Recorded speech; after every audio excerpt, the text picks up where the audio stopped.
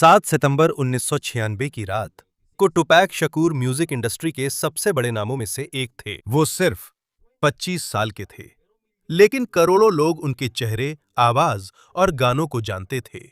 लेकिन उस रात के खत्म होने से पहले लास वेगस की एक सड़क पर उनके शरीर में 4 गोलियां लगीं और गोलीबारी के 6 दिन बाद टुपैक का निधन हो गया। रैप स्टार टुपैक शकूर का कल रात एक कठिन दुनिया में छोटी सी जिंदगी बिताने के बाद 25 साल की उम्र में निधन हो गया। वे अब हमारे बीच नहीं हैं। निधन हो गया। हत्या। लगभग 3 दशकों तक ये एक रहस्य बना रहा कि उनकी मौत के लिए कौन जिम्मेदार था। कई नाम जुड़े और कई कहानियां फैलीं, लेकिन असल में क्या हुआ था और उसके साथ ऐसा क्यों किया गया, ये समझने के लिए कि उस रात वह त्रासदी कैसे घटी, हमें पहले टुपैक के जीवन और उसके जटिल माहौल को देखना होगा। उनका असली नाम टुपैक अमारो शकूर था। उनका नाम एक नेता के नाम पर था, जिसने 1700 के दशक में दक्षिण अमेरिका में स्पेनिश शासन के खिलाफ विद्रोह किया था। उनकी मां के लिए यह नाम उत्पीड़न के खिलाफ लड़ने वाले का प्रतीक था। टुपैक का जन्म 16 जून 1971 को न्यूयॉर्क सिटी में हुआ था। उनकी मां अफेनी शकूर एक राजनीतिक कार्यकर्ता और ब्लैक पैंथर पार्टी की पूर्व सदस्य थीं। ये समूह अश्वेत अमेरिकियों के अधिकारों और सुरक्षा के लिए लड़ता था, खासकर नस्लवाद और पुलिस के दुरुपयोग के खिलाफ। इसी वजह से टुपैक बचपन से ही गरीबी की समस्याओं से रूबरू हुए थे। भेदभाव और असमान व्यवहार झेलना पड़ा। उनका बचपन आसान नहीं था। परिवार बार बार जगह बदलता और आर्थिक तंगी रहती थी। घर की जिंदगी उलझनों से भरी थी। टुपैक को अपनी भावनाएं व्यक्त करने के लिए कविताएं लिखना पसंद था। उन्होंने Baltimore school for the arts में अभिनय, नृत्य और संगीत भी सीखा। वे न सिर्फ रैप बल्कि बेहतरीन अभिनय भी करते थे और अभिनय की पढ़ाई भी गंभीरता से की थी। टुपैक के लिए लिखना और अभिनय करना उन दर्दों और समस्याओं को दिखाने का तरीका था जिन्हें आम बातचीत में कहना मुश्किल होता है। जब वे कैलिफोर्निया चले गए, उन्होंने हिप हॉप सीन में कदम रखा और पहले डांसर व ग्रुप डिजिटल अंडरग्राउंड के साथ ही परफॉर्मर के रूप में पहचाने गए। बाद में उन्हें अपना खुद का गाना रिकॉर्ड करने का मौका भी मिला। 1991 में उन्होंने पहला एल्बम टुपैक रिलीज किया, जिसने लोगों का ध्यान खींचा, क्योंकि उनके गाने सिर्फ पैसे, पार्टी या शोहरत नहीं, बल्कि गरीब समुदायों और नस्लवाद पर भी थे। पुलिस की हिंसा, किशोर गर्भावस्था और बिना समर्थन के बात उनके संगीत में थी। कुछ लोग उनकी साफगोई से प्रभावित हुए, जबकि कुछ ने इसे गुस्से भरा और खतरनाक बताया। सुनने वालों की संख्या बढ़ने पर उन्होंने फिल्मों में भी काम किया और juice, poetic justice, above the rim जैसी फिल्मों में नजर आए। इन भूमिकाओं ने दिखाया कि वह सिर्फ एक रैपर ही नहीं, बल्कि एक गंभीर अभिनेता बनने की भी क्षमता रखते हैं। 1990 के दशक के मध्य तक टुपैक अमेरिका के सबसे मशहूर और सबसे विवादास्पद कलाकारों में से एक बन चुके थे। उनके गानों का संदेश और असली जिंदगी में काफी फर्क था। म्यूजिक में वे एक संवेदनशील बेटा दिखते हैं जो मां से प्यार करता है और प्यार करने वालों के लिए दया दिखाता है। वहीं कुछ गानों में वे खुद को बहादुर और आक्रामक दिखाते हैं, जो हमेशा लड़ने को तैयार रहते हैं। नाम के साथ उनकी परेशानियां भी बढ़ीं। टुपैक कई मामलों, झगड़ों और हिंसक घटनाओं में फंस गए। उनका नाम खबरों में सिर्फ उनके संगीत की वजह से नहीं, बल्कि कानूनी समस्याओं की वजह से भी आता था। नवंबर 1994 में टुपैक मैनहट्टन, न्यूयॉर्क के एक रिकॉर्डिंग स्टूडियो जा रहे थे। स्टूडियो पहुंचने से पहले कुछ हथियारबंद लोगों ने बिल्डिंग की लॉबी में उन्हें लूट लिया और कई बार गोली मारी। वो बच गए और इस घटना के बाद उनका नजरिया आसपास के लोगों के प्रति बदल गया। टुपैक को यकीन था कि म्यूजिक इंडस्ट्री में कुछ लोग हमले के बारे में जानते होंगे, लेकिन उनके पास यह साबित करने का कोई ठोस सबूत नहीं था कि इसकी योजना किसने बनाई थी। लेकिन उनका गुस्सा और शक और गहरा हो गया। यहीं से उनके और रैपर क्रिस्टोफर वॉलिस, जिन्हें द नोटोरियस B.I.G. के नाम से जाना जाता है, के बीच दुश्मनी और बढ़ गई। दोनों पहले अच्छे दोस्त थे। टुपैक को शक था कि बिगी के कुछ करीबी गोलीबारी के बारे में जानते हैं, जबकि बिगी और उनके साथियों ने किसी भी संबंध से इनकार किया। इसी दौरान ईस्ट कोस्ट और वेस्ट कोस्ट की दुश्मनी बढ़ती जा रही थी। ईस्ट कोस्ट का केंद्र न्यूयॉर्क था, वेस्ट कोस्ट की ताकत कैलिफोर्निया में थी। ये संगीत और रिकॉर्ड कंपनियों की प्रतिस्पर्धा थी, लेकिन अपमान गानों, इंटरव्यू और स्ट्रीट गैंग्स से जुड़े रिश्तों के कारण ये व्यक्तिगत हो गया। हर रैपर असली गैंग वॉर में शामिल नहीं था, लेकिन मीडिया और रिकॉर्ड लेबल्स ने झगड़े को बढ़ावा दिया, जिससे हालात खतरनाक हो गए। टुपैक को यौन शोषण के मामले में दोषी पाकर जेल में डाला गया। शुग नाइट ने उसकी मदद की, जो डेथ रो रिकॉर्ड्स के बॉस थे, जो वेस्ट कोस्ट की सबसे बड़ी रिकॉर्ड कंपनियों में से एक थी। डेथ रो रिकॉर्ड्स ने टुपैक को अपनी अपील के दौरान जेल से बाहर आने में मदद की और इसके बदले टुपैक ने उनके साथ कॉन्ट्रैक्ट साइन किया। अक्टूबर 1995 में वो रिहा हुआ। वो तुरंत स्टूडियो लौट आया। उसने बहुत जल्दी कई गाने बना लिए। फरवरी 1996 में double album all eyes on me release हुआ, जो बड़ी सफलता रही और उसकी लोकप्रियता बढ़ी। लेकिन साथ ही दूसरे रैपर्स से उसकी बहसें भी तेज हुईं। उसने ऐसे गाने बनाए जो उसके दुश्मनों पर हमला करते थे। इंटरव्यू और सार्वजनिक कार्यक्रमों में वो अक्सर गुस्से में और चुनौती भरे तेवर में रहता था। अंदर ही अंदर वो जिंदगी, मौत, परिवार, डर और मुश्किलों से निकलने की उम्मीद पर लिखता था। लगता था जैसे दो टुपैक साथ जी रहे हों। एक टुपैक कवि और अभिनेता था, जो अनदेखे लोगों का दर्द समझाना चाहता था। दूसरा सार्वजनिक व्यक्ति था, जो हमेशा विवादों में रहता था। गुस्सा, कारोबार और ऐसे लोग जिनका संबंध स्ट्रीट गैंग्स से था। सितंबर 1996 तक टुपैक अपने करियर के शिखर पर था। उसके एल्बम की बिक्री बहुत जोरों पर थी। वो कई गाने और फिल्में बना रहा था। वो अपनी रिकॉर्ड कंपनी शुरू कर जीवन पर अधिक नियंत्रण चाहता था। लेकिन 7 सितंबर को वह शुग नाइट और डेथ रो रिकॉर्ड्स के अन्य सदस्यों के साथ लास वेगस गया। उनका मुख्य उद्देश्य एमजीएम ग्रैंड में माइक टाइसन और ब्रूस सेल्डन की फाइट देखना था। टुपैक माइक टाइसन का दोस्त था। टाइसन के पहले राउंड में जीतते ही टुपैक का ग्रुप काफी खुश और शोरगुल करने लगा। रात 8:30 बजे एमजीएम ग्रैंड गार्डन एरिना में 16,000 से ज्यादा दर्शक और कई खिलाड़ी मौजूद थे। कलाकार, संगीतकार व अन्य मशहूर हस्तियां भी मौजूद थीं। कई लोगों को उम्मीद थी कि हैवीवेट चैंपियनशिप मैच लंबा और जबरदस्त होगा। पहले राउंड की शुरुआत के 1 मिनट और कुछ सेकंड बाद ही मुकाबला रोककर टाइसन को विजेता घोषित किया गया। क्योंकि बॉक्सिंग मैच जल्दी ही खत्म हो गया, हजारों लोग एक साथ एरिना से बाहर निकल गए। टुपैक और शुगे नाइट भी उन लोगों में शामिल थे जो कसिनो लॉबी की ओर जा रहे थे। उनका ग्रुप असल में क्लब 662 जाने वाला था, जो एक नाइट क्लब था और शुगे नाइट से जुड़ा हुआ था। टुपैक वहां परफॉर्म करने वाले थे, जो आफ्टर पार्टी का हिस्सा था। लेकिन एमजीएम ग्रैंड से निकलने से पहले उनके साथियों में से एक ने एक आदमी को देखा। उस आदमी का नाम ऑरलैंडो एंडरसन था। वह साउथ साइड कॉम्पटन क्रिप्स का सदस्य था, जो कैलिफोर्निया का एक स्ट्रीट गैंग है। समूह उसे एक पहले की घटना के कारण जानता था, जिसमें कहा जाता है कि वो डेथ रो रिकॉर्ड्स से जुड़े एक व्यक्ति की चेन छीनने की घटना में शामिल था। जब ऑरलैंडो एंडरसन को टुपैक को दिखाया गया, तो रैपर तेजी से उसके पास गया और टुपैक ने एंडरसन को मुक्का मारा। टुपैक के कुछ साथियों ने भी मारपीट में हिस्सा लिया। कैसीनो के सुरक्षा कैमरे ने पूरी घटना रिकॉर्ड कर ली। 1 मिनट से भी कम समय में एमजीएम सुरक्षा वहां पहुंची और उन लोगों को अलग कर दिया। उस समय किसी को गिरफ्तार नहीं किया गया। जो लोग वहां मौजूद थे, उनके लिए ये शायद एक शोरगुल वाले बॉक्सिंग इवेंट के बाद बस थोड़ी देर की मारपीट था। लेकिन लॉबी में हुई ये मारपीट टुपैक की मौत की जांच में सबसे अहम घटनाओं में से एक बन गई। एमजीएम ग्रैंड से बाहर निकलने के बाद टुपैक शुगे नाइट द्वारा चलाई जा रही काली बीएमडब्ल्यू में बैठा। उनके पीछे डेथ रो के अन्य वाहन थे। वे नाइट क्लब की ओर जा रहे थे। ग्रुप अब भी खुश था। म्यूजिक तेज था। बीएमडब्ल्यू की खिड़की खुली थी। बहुत सारे लोग टुपैक को देख रहे थे जब उनकी गाड़ी लास वेगस स्ट्रिप से गुजर रही थी। माइक टाइसन की फाइट खत्म हुए अभी 3 घंटे भी नहीं हुए थे। टुपैक को नहीं पता था कि शहर में एक सफेद कैडिलैक भी घूम रही है और आधी रात से पहले ये दोनों गाड़ियां फ्लेमिंगो रोड के एक चौराहे पर मिलेंगी।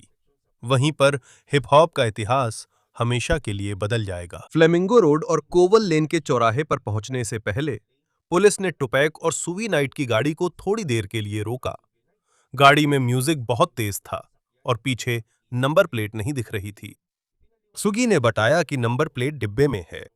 पुलिस ने नंबर प्लेट देखकर बिना चालान जाने दिया। कुछ मिनट बाद बीएमडब्ल्यू फ्लेमिंगो रोड पर लाल ट्रैफिक लाइट पर रुकी। शनिवार रात का व्यस्त इलाका था। कई लोग कैसीनो, होटल और बॉक्सिंग मैच से आ रहे थे। ड्राइवर सीट पर सुगी नाइट थे, पास वाली सीट पर टुपैक।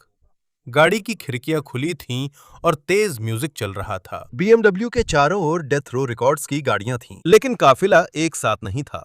ट्रैफिक की वजह से हर गाड़ी के बीच में फासला था। रात करीब 11:15 बजे एक सफेद कैडिलैक बीएमडब्ल्यू के दाहिने तरफ आकर रुकी। जहां टुपैक बैठे थे, वहीं कैडिलैक की खिड़की अचानक खुल गई। उनकी गाड़ी की तरफ लगातार गोलियां चलाई गईं। सिर्फ कुछ ही सेकंड में 10 से ज्यादा गोलियां चलाई गईं। टुपैक को 4 बार गोली लगी। 2 गोलियां उसकी छाती में लगीं। उसकी बांह और जांघ में भी गोली लगी। सुगी नाइट के सिर पर भी गोली के टुकड़ों और कांच के टुकड़ों से चोट आई। फायरिंग के बाद सफेद कैडिलैक तेजी से निकली। सुगे तुरंत नहीं उतरे। अपनी चोटों और टूटी फूटी बीएमडब्ल्यू के बावजूद उन्होंने कार चौराहे से तेज भगाई और टुपैक को अस्पताल ले जाने की कोशिश की, मगर बीएमडब्ल्यू ठीक से नहीं चल रही थी। टायर पंचर थे और गाड़ी के हिस्सों में गोलियां लगी थीं। बीएमडब्ल्यू ज्यादा दूर नहीं जा पाई। तभी पुलिस ने देख लिया। पास पहुंचने वालों में सबसे पहले bike patrol officer Chris Carroll थे। उन्होंने देखा कि टुपैक खून से लथपथ थे और मुश्किल से हिल रहे थे। पुलिस ने दरवाजा खोलकर टुपैक को गाड़ी से बाहर निकाला और एम्बुलेंस का इंतजार करते हुए सड़क पर लिटा दिया। ऑफिसर कैरल ने टुपैक से पूछने की कोशिश की कि किसने उन पर गोली चलाई, लेकिन वे बहुत कमजोर थे और सांस लेने में दिक्कत थी। थोड़ी देर में पैरामेडिक्स आए और टुपैक को university medical centre of southern Nevada ले गए, जो लास वेगस का मुख्य ट्रॉमा अस्पताल है। ट्रॉमा अस्पताल में ऐसे डॉक्टर और उपकरण होते हैं जो दुर्घटना या हिंसा से गंभीर रूप से घायल मरीजों का इलाज कर सकते हैं। टुपैक के शरीर को बहुत गंभीर चोटें आई थीं। एक गोली उनके सीने में घुसी और दाहिने फेफड़े में जा लगी। उन्हें शरीर के अंदर भी गंभीर आंतरिक रक्तस्राव हुआ था। टुपैक की तुरंत सर्जरी करनी पड़ी ताकि खून बहना रोका जा सके और क्षतिग्रस्त हिस्सों को ठीक किया जा सके। चोटें गंभीर थीं, इसलिए डॉक्टरों ने उनका दाहिना फेफड़ा निकाल दिया और उन्हें आईसीयू में लाइफ सपोर्ट पर रखा गया। ये मशीन मरीज को सांस लेने और जीवित रहने में तब तक मदद करती है जब शरीर ठीक होने की कोशिश करता है। इस बीच शुगेनाइट का भी इलाज किया गया। उनकी चोटें गंभीर नहीं थीं और वो थोड़े समय बाद अस्पताल से बाहर आ गए। गोलीबारी की खबर तेजी से फैल गई। रिपोर्टर और प्रशंसक अस्पताल के बाहर जमा हुए। कई लोग उम्मीद कर रहे थे कि टुपैक इस बार भी चोटों से उबर जाएगा, जैसे वह न्यूयॉर्क में हुई गोलीबारी से बचा था। मगर इस बार उसकी चोटें ज्यादा गंभीर थीं और वह अपनी जान के लिए लड़ रहा था। लास वेगस पुलिस ने जांच शुरू कर दी। जांचकर्ताओं ने बीएमडब्ल्यू की जांच की। उन्होंने गवाहों और काफिले के सदस्यों से बात की और उस सफेद कैडिलैक को ढूंढा जिसका इस्तेमाल हमले में हुआ था। गोलीबारी योजनाबद्ध थी। कैडिलैक यात्री साइट से टुपैक के पास आई। एक व्यक्ति ने तेजी से गोली चलाई और गाड़ी भाग गई, लेकिन उसका चेहरा साफ नहीं दिखा। उस रात कोई संदिग्ध नहीं पकड़ा गया। ये जांच के लिए अहम बना। गोलीबारी से कुछ घंटे पहले एमजीएम ग्रैंड में हुई मारपीट। अभियोजकों के वर्षों बाद के मामले के अनुसार हमले का कारण बदला हो सकता है। ऑरलैंडो एंडरसन, टुपैक ने जिस आदमी को कैसीनो में मारा, वो ड्वेन केफ्फी डी डेविस का भतीजा था, जो तब साउथ साइड कॉम्पटन क्रिप्स का सदस्य था। पुलिस को ऑरलैंडो एंडरसन पर शक था, लेकिन उसने हत्या में शामिल होने से इनकार किया। उसे टुपैक के केस में आरोपी नहीं बनाया गया और 1998 में अलग गैंग शूटआउट में मारा गया। यह तुरंत साफ नहीं हुआ कि कैडिलैक से गोली किसने चलाई। पुलिस के पास जवाब न होने पर कई कहानियां फैलने लगीं। कुछ ने इसे ईस्ट और वेस्ट कोस्ट की दुश्मनी से जोड़ा। कुछ लोगों को रिकॉर्ड कंपनियों पर शक था, सड़क गिरोह और टुपैक के पुराने दुश्मन पर भी शक किया गया। लेकिन कई मशहूर सिद्धांतों के पास पर्याप्त सबूत नहीं थे। अस्पताल के अंदर टुपैक की कई बार सर्जरी की गई। उसकी हालत इतनी गंभीर थी कि उसे दवाओं की मदद से बेहोश रखना पड़ा। शुरुआती दिनों में उम्मीद थी कि वो बच सकता है। टुपैक जवान था और उसका शरीर मजबूत था, लेकिन अंदरूनी खून बहना जारी रहा और उसके दिल और फेफड़ों को दिक्कत होने लगी। 13 सितंबर 1996 की दोपहर आखिरकार उसका शरीर जवाब दे गया और टुपैक शकूर 25 साल की उम्र में चल बसे। उसकी मौत का आधिकारिक कारण श्वसन विफलता और कार्डियोपल्मोनरी अरेस्ट था, जो कई गोलियों की वजह से हुआ। इसका मतलब है कि उसके फेफड़े और दिल शरीर को सपोर्ट नहीं कर पाए। क्योंकि उसे बहुत गंभीर चोटें आई थीं। खुशहाल बॉक्सिंग इवेंट और अपने समय के सबसे बड़े म्यूजिक स्टार्स में से एक की मौत के बीच सिर्फ 6 दिन का फासला था। लेकिन त्रासदी अस्पताल में खत्म नहीं हुई। एक जांच बाकी रह गई जिसमें कोई संदिग्ध नहीं पकड़ा गया। गवाहों की कहानियां अलग अलग थीं और एक सवाल था जो कई सालों तक जांचकर्ताओं को परेशान करता रहा। किसने आदेश दिया और किसने अंजाम दिया? वो गोलियों की बौछार जिसने टुपैक शकूर को मार डाला। टुपैक की मौत के साथ लास वेगस पुलिस के पास एक बेहद मुश्किल केस रह गया। उस रात उसके साथ कई लोग थे। बीएमडब्ल्यू के आसपास भी कई गाड़ियां थीं। लेकिन बहुत कम लोगों ने जांचकर्ताओं को स्पष्ट और पूरी जानकारी दी। कुछ संभावित गवाहों को बोलने में भी डर था, क्योंकि ये घटना स्ट्रीट गैंग्स से जुड़ी हुई थी। इसी कारण जांच जल्दी ठंडी पड़ गई। इसमें याफ्यू फुला शामिल थे, जिन्हें याकी कद्दाफी कहा जाता है। वो आउटलॉ समूह के सदस्य और टुपैक के करीबी दोस्त थे। कुछ रिपोर्ट्स के अनुसार कद्दाफी ने कहा कि उन्होंने कैडिलैक में बैठे लोगों को देखा और ड्राइवर को पहचान सकते थे, लेकिन डिटेक्टिव्स तुरंत ठीक से पूछताछ नहीं कर पाए। टुपैक की मौत के करीब 2 महीने बाद कद्दाफी की भी न्यू जर्सी में हत्या हो गई। अधिकारियों के अनुसार उन्हें एक जान पहचान वाले ने गलती से गोली मार दी थी। घटना पर बयान देने से पहले ही उनकी मौत से महत्वपूर्ण गवाह का बयान नहीं मिल सका। इसी के साथ डेथ रो रिकॉर्ड्स से जुड़े कुछ लोग भी पुलिस के साथ सहयोग नहीं कर रहे थे। कुछ गवाहों ने अधूरी या अलग-अलग कहानियां दी। कुछ लोग इसमें शामिल नहीं होना चाहते थे, क्योंकि वे गैंग की बदले की कार्रवाई से डरते थे। क्योंकि तुरंत कोई गिरफ्तारी नहीं हुई, अलग-अलग सिद्धांत फैलने लगे। कुछ लोगों को शक था कि सुगी नाइट ने खुद टुपैक की हत्या की साजिश रची थी, जिसका समर्थन पूर्व Los Angeles police detective Russell Poole ने किया था। इस सिद्धांत के अनुसार डेथ रो रिकॉर्ड्स को टुपैक को बहुत बड़ी रकम चुकानी थी। कुछ रिपोर्ट्स में यह भी कहा गया कि टुपैक कंपनी से अलग होकर अपने म्यूजिक पर ज्यादा नियंत्रण चाहता था। 1997 में टुपैक की मां अफेनी शकूर ने डेथ रो रिकॉर्ड्स के खिलाफ मुकदमा दायर किया।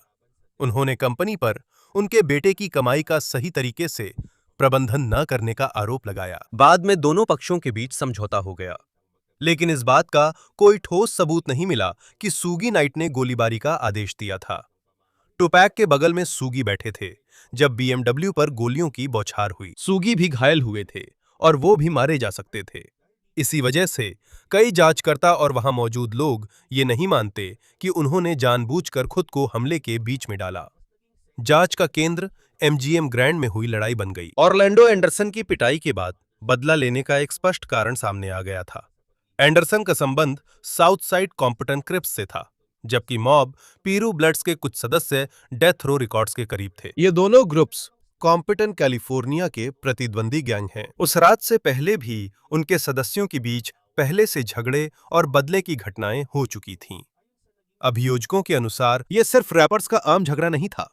म्यूजिक इंडस्ट्री की निजी दुश्मनी लंबे समय से चले आ रहे ज्ञान संघर्ष में घुल मिल गई थी।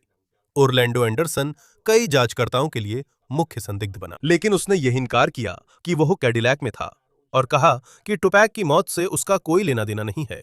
उसके खिलाफ आरोप नहीं लगाए गए क्योंकि उसके खिलाफ गोलीबारी से सीधे जोड़ने के लिए सबूतों की कमी थी। एक और सिद्धांत आया कि क्रिस्टोफर वॉलेस उर्फ द नोटोरियस बीआईजी इसमें शामिल थे। पहले बिगी और टुपैक अच्छे दोस्त थे, लेकिन 1994 में न्यूयॉर्क में टुपैक पर गोलीबारी के बाद उनका रिश्ता टूट गया। झगड़ा बढ़ा क्योंकि दोनों ने एक दूसरे के खिलाफ अपमानजनक गाने बनाए। पत्रकार चक फिलिप्स की जांच में कहा गया कि बिगी ने क्रिप्स गिरोह को टुपैक की हत्या के लिए पैसे देने की पेशकश की थी। बिगी के करीबी लोगों ने आरोपों से इनकार किया।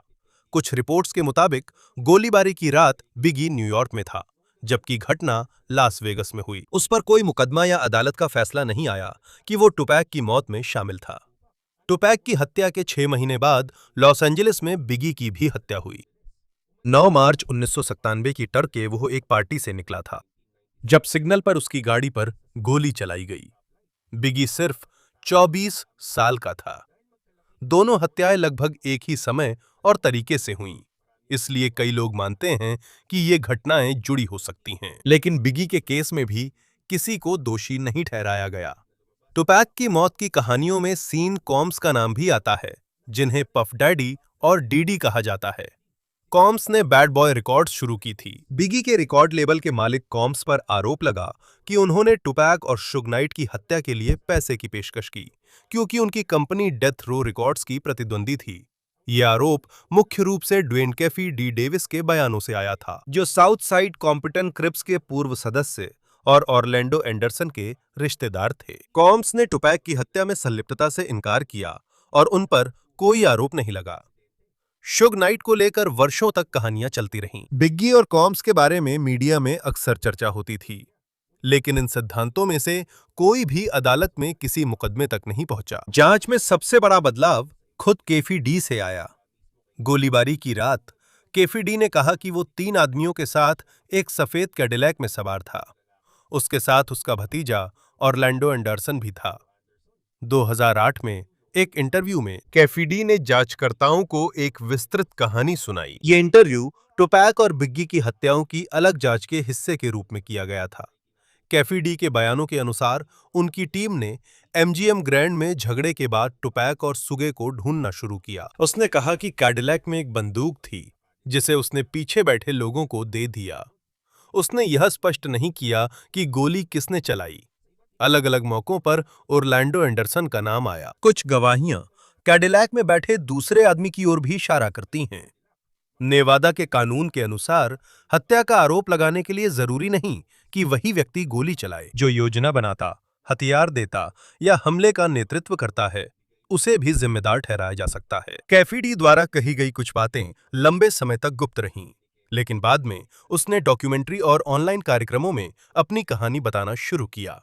2019 में उसने अपनी आत्मकथा कॉम्पटन स्ट्रीट लेजेंड जारी की। किताब में उसने कैडिलैक में अपनी मौजूदगी और उन घटनाओं का वर्णन किया जो गोलीबारी की ओर ले गईं।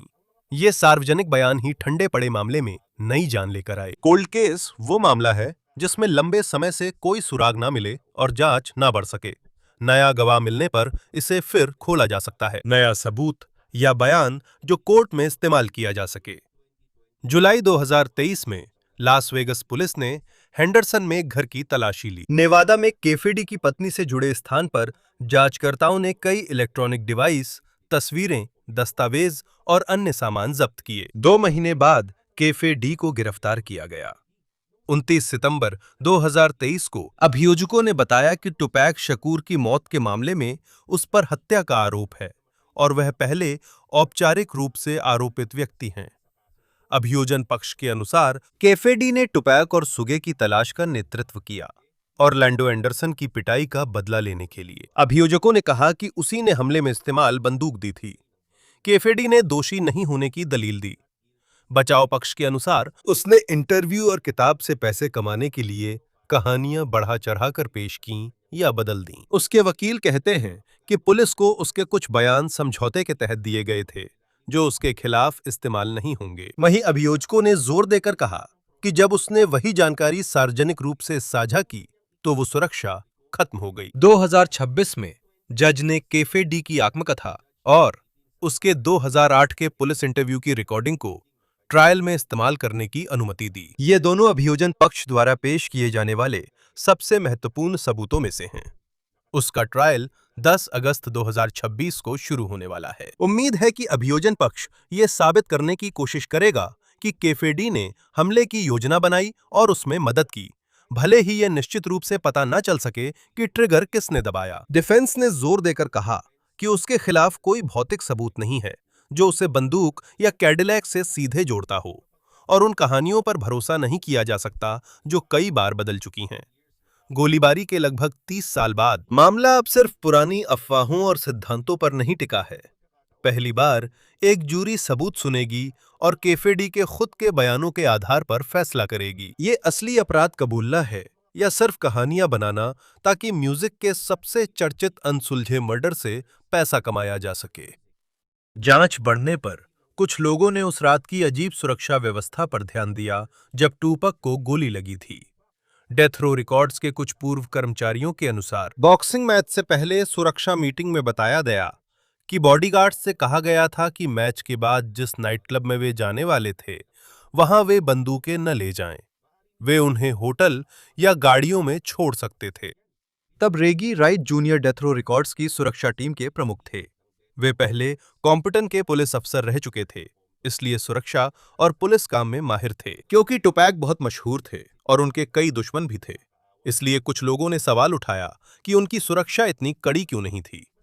एमजीएम ग्रैंड में हुई मारपीट के बाद यह सवाल और भी ज्यादा उठने लगा। ऐसी स्थिति में सुरक्षा बढ़ाई जा सकती थी और टुपैक को तुरंत संभावित हमलावरों से दूर किया जा सकता था। कुछ लोगों को शक था कि डेथ रो रिकॉर्ड्स के किसी करीबी को ग्रुप की गतिविधियों की जानकारी थी। उनके साथियों को पता था कि वे कहां जा रहे हैं, कौन सी गाड़ी इस्तेमाल करेंगे और टुपैक कहां बैठे हैं। लेकिन ये सवाल कभी भी साजिश का सबूत नहीं बने। रेगी राइट जूनियर ने इससे इनकार किया। हत्या में किसी भी तरह की संलिप्तता, कोई सबूत नहीं था कि उन्होंने या उनकी सुरक्षा टीम ने हमलावरों की मदद की। जो हुआ उसकी एक और भी आसान वजह थी। बॉक्सिंग मैच के बाद भीड़ और ट्रैफिक की वजह से गाड़ियां अलग-अलग हो गईं। टुपैक और शुग नाइट की बीएमडब्ल्यू आसानी से देखी जा सकती थी। खिड़कियां खुली थीं, म्यूजिक तेज था और लोग टुपैक को पहचान रहे थे जब वे लास वेगास स्ट्रिप से गुजर रहे थे। हमलावरों को कोई गुप्त जानकारी भी नहीं चाहिए थी अगर उन्होंने होटल से बीएमडब्ल्यू का पीछा किया हो या उन्होंने इसे रास्ते में देख लिया। समय के साथ और भी ज्यादा थ्योरीज बनने लगीं, क्योंकि बहुत समय तक किसी पर केस नहीं चला। लेकिन लगभग सभी मुख्य लोग जिनके बारे में कहा जाता है कि वे सफेद कैडिलैक में थे, अब मर चुके हैं। ऐसी कोई बंदूक भी कभी बरामद नहीं हुई जिसके बारे में पक्का कहा जा सके कि वही अपराध में इस्तेमाल हुई थी। इसी वजह से केवल भौतिक सबूतों के आधार पर पूरी घटना को जोड़ना बहुत मुश्किल हो गया। कैफी डी के खिलाफ सबसे अहम सबूत उसकी अपनी बातों से आया। इंटरव्यूज और किताब में उसने माना कि टूपाक को गोली लगने पर वो कैडिलैक में था।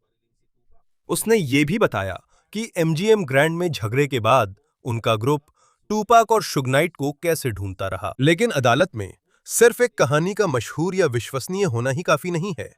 अभियोजन पक्ष को यह साबित करना होगा कि कैफी डी ने सच में योजना बनाने और उसे अंजाम देने में मदद की थी। डिफेंस को साबित करना होगा कि उसकी पुरानी बातों पर भरोसा क्यों न किया जाए या उन्हें उसके खिलाफ क्यों न इस्तेमाल किया जाए। मुद्दा सिर्फ ये नहीं है कि गोली उसी ने चलाई थी। नेवादा के कानून के तहत अगर कोई जानबूझकर हमले में मदद करता है तो उसे भी हत्या का दोषी ठहराया जा सकता है, चाहे ट्रिगर किसी और ने दबाया हो। इसी कारण करीब 30 साल में पहली बार तुपाक की मौत के मामले में आपराधिक मुकदमा चल रहा है। कैफी डी को अदालत के निर्णय तक निर्दोष माना जाता है। मुकदमा 10 अगस्त 2026 को शुरू होने वाला है। यह इस डॉक्यूमेंट्री के इस हिस्से के कुछ दिनों बाद है। चाहे नतीजा कुछ भी हो, मुकदमा अपने आप हर सवाल का जवाब नहीं देगा। जूरी ये तय कर सकती है कि कैफी डी की कोई आपराधिक जिम्मेदारी है या नहीं, लेकिन यह अब भी स्पष्ट नहीं हो सकता कि गोली वास्तव में किसने चलाई, योजना में और कौन-कौन शामिल था, और जो कई कहानियां सामने आईं, उनमें से कौन सी सच है। टुपैक के परिवार को जवाब का इंतजार है, पर उनकी विरासत लगातार बढ़ रही है। भले ही उनका रिकॉर्डिंग करियर छोटा था, उन्होंने कई गाने बनाए और उनकी रिकॉर्डिंग से लगातार एल्बम्स रिलीज होते रहे। उनकी रिकॉर्ड्स की बिक्री दुनिया भर में 75 मिलियन से ज्यादा हुई। लेकिन टुपैक के महत्वपूर्ण बने रहने का कारण सिर्फ उनकी बिकने वाली एल्बम्स की संख्या नहीं है। उन्होंने सीधे तौर पर उन समस्याओं के बारे में बात की जिन्हें उन्होंने बड़े होते हुए देखा। गरीबी, नस्लवाद, पुलिस की हिंसा, टूटा हुआ परिवार और अवसरों की कमी। उनके कुछ गाने गुस्से और चुनौतीपूर्ण थे। उनके पास ऐसे भी गाने थे जो माताओं, युवाओं और गरीब समुदायों के प्रति सहानुभूति दिखाते थे। उन्हें एक ही छवि में रखना आसान नहीं है। वह एक इंटरव्यू में शांत और गहरे हो सकते थे और फिर अपनी अगली गाने में आक्रामक हो जाते थे। वो हिंसा के खिलाफ थे, लेकिन खुद भी झगड़ों में पड़ गए, जिससे खतरे में आ गए। उनके व्यक्तित्व के विरोधाभासी पहलू ही वजह है कि आज भी लोग उन्हें पढ़ते और चर्चा करते हैं। 2017 में टूपाक को पहले पात्रता वर्ष में rock and roll hall of fame में लिया गया।